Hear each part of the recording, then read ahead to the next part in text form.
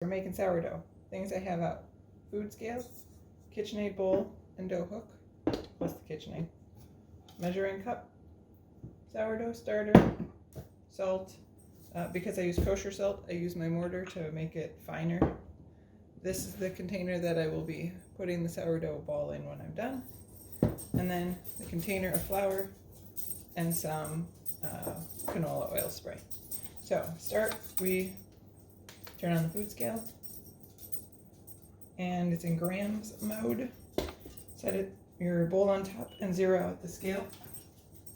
From here we get 340 grams. I just take it straight from the tap. That usually comes out to about 1.5 cups of water. A little over.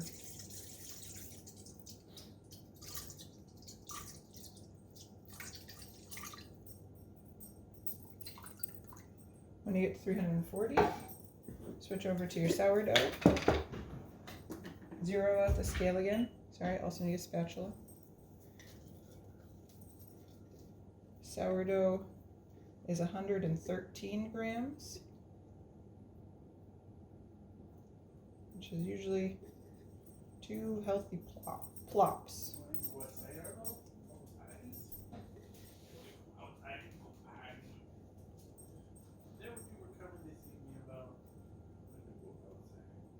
There we go, exactly 113. Leave the spatula in there because we're going to feed the starter. So that is the KitchenAid bowl. Then I use the clear bowl where my sourdough is going to end up. Zero that out.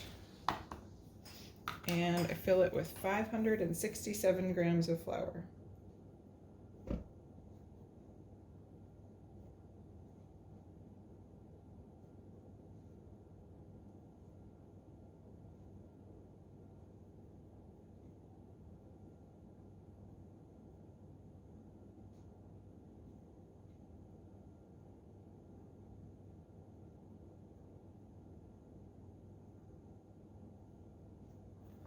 Alright, that comes out, never actually looked, comes out to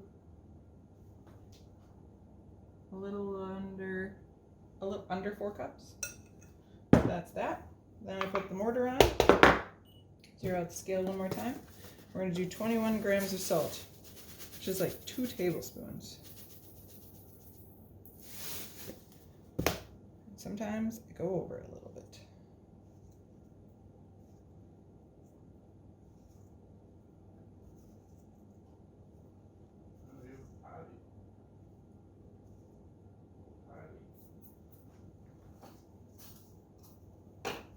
Okay.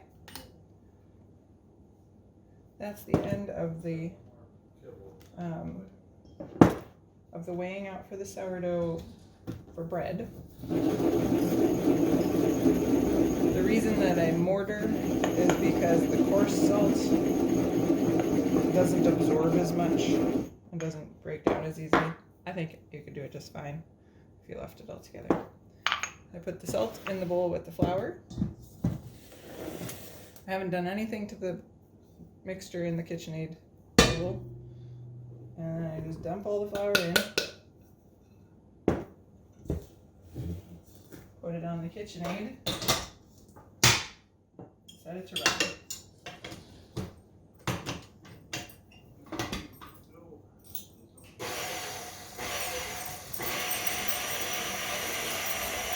While that's running,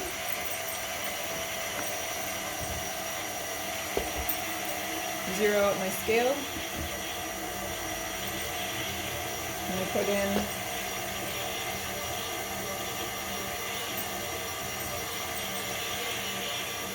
about 60 grams, actually exactly 60 grams.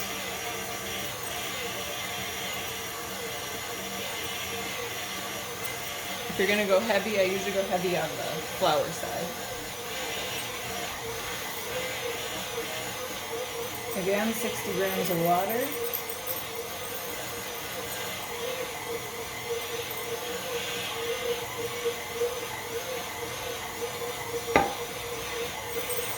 And then I stir that up.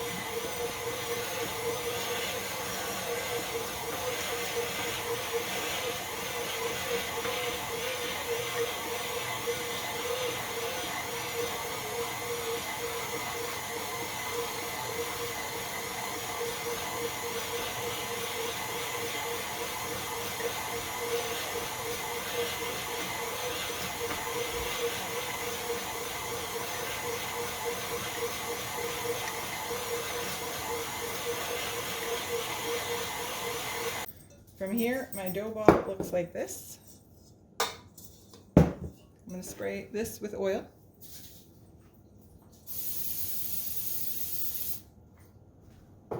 Just do that over the sink. And then I get a dough scraper out and I scrape the dough off the dough hook.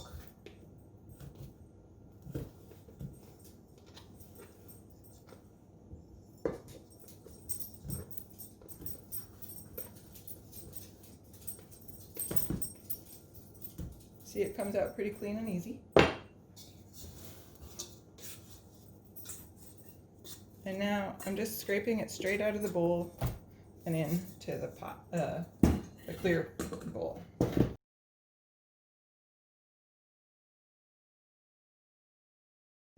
All right, it's been about 10 minutes. I washed my hands. I took my shower, washed my hands, got ready for work.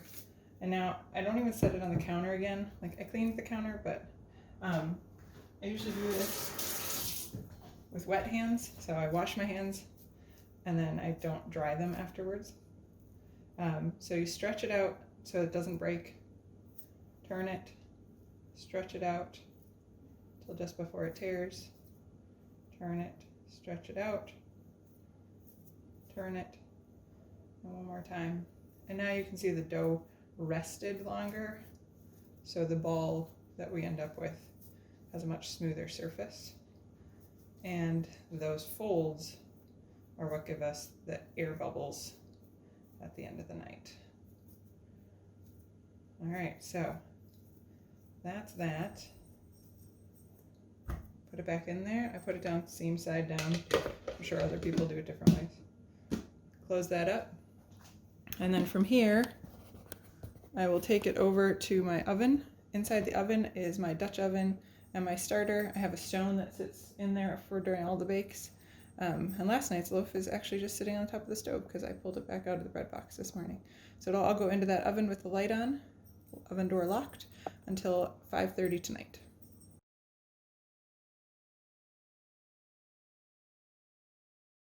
So this is our sourdough dough from this morning. You can see it has filled the bowl all the way to the top. And even though we sprayed it, it still has a little bit of a stick.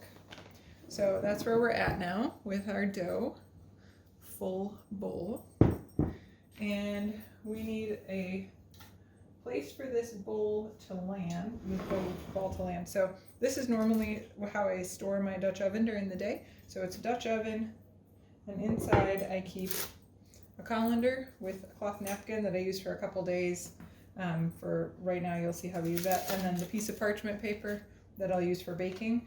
I try to use up my parchment paper until it gets too brittle, because there's no, like, one use doesn't break it. So we don't need the parchment or the Dutch oven at the moment, but we will need the colander and the napkin. And then we'll also need some flour. So I'm gonna open up my napkin, my cloth napkin. If you have a linen one, even better. I only have cotton at the moment. And then I usually take off my ring for this part too. So I get out my flour and then a small sifter that I keep around, and liberally hit this napkin. Your dough is going to live in here for a while, so we want it to be nice and thoroughly coated so that it doesn't end up sticking when we try to take it out of the napkin. Push that to the side, and then the counter, we want just enough so that the dough doesn't end up sticking, but not so much that we end up recoating. We want a little bit of traction for when we roll out the dough. So that's what we'll go with, not a whole ton.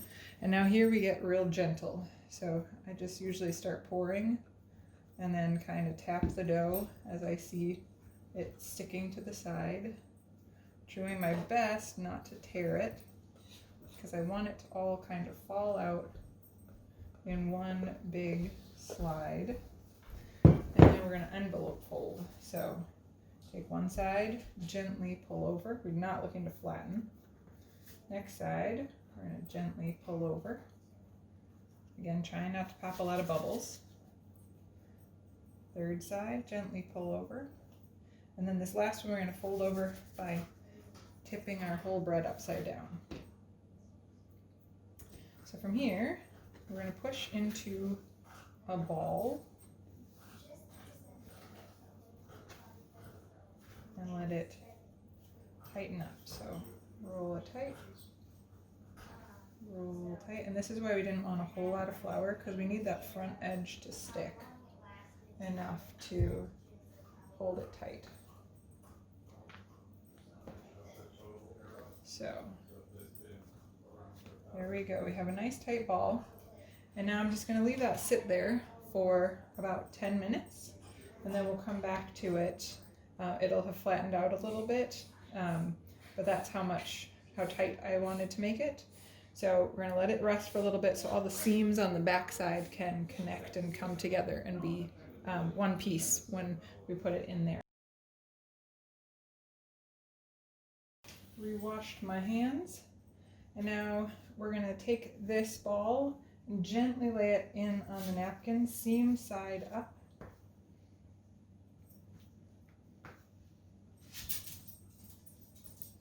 Just like that. And she's in. And then just loosely cover it, and then we'll put it back again, that locked oven space. And we'll leave it there for about an hour before we pull it out.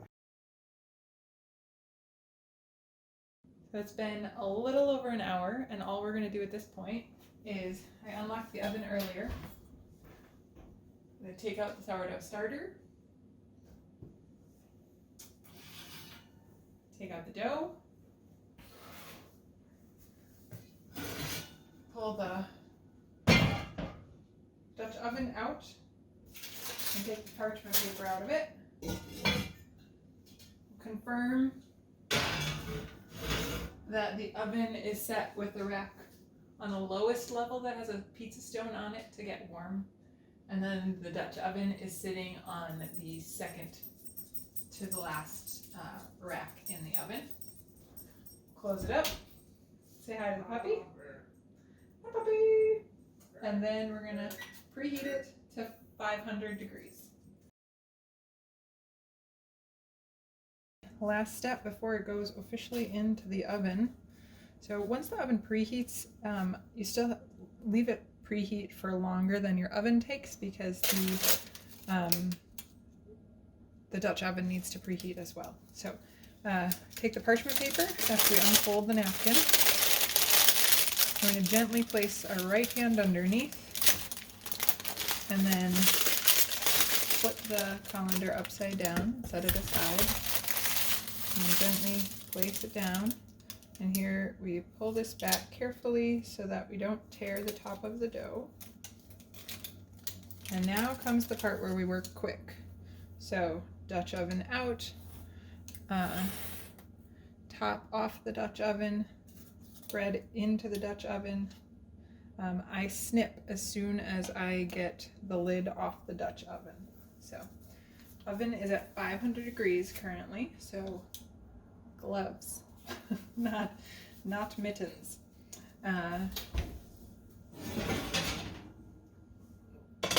Dutch oven out, lid off, snip, snip, snip. I usually do one snip over here too. And then carefully lift the dough and that in place. Don't touch that pot, it's hot. Lid back on, oven door open again, hot inside. And now the last thing we're going to do is adjust our temperature down to 450, and then set our timer to 23 minutes. After 23, so you hear the beep, that means I'm preheated. You'll see it took me opening the door twice to go from 500 degrees to 450 degrees, which is why it's so important to preheat and let it stay preheated so that the Dutch oven is at 500, and then the the coming in and out of the oven will put it down to 450, which is where we want it to be for this first part of cooking. So now for 23 minutes we cook with the lid on to let all the steam hold inside the pot and let the sourdough raise. Our 23 minutes are up, so at this point all we're going to do is take the lid off. And from here we're going to reset our timer to 25 minutes. Here's what it looks like so far. So the timer is about to go off, but I had a look inside and it's getting pretty dark on the top, so I'm going to pull it out.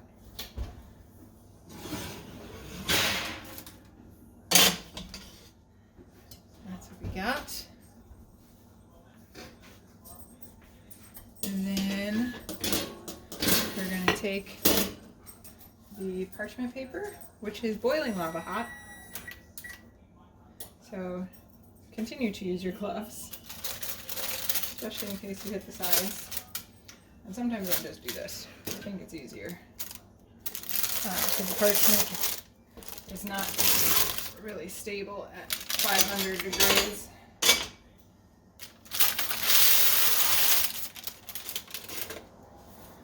And there you have it. Our loaf of sourdough is done.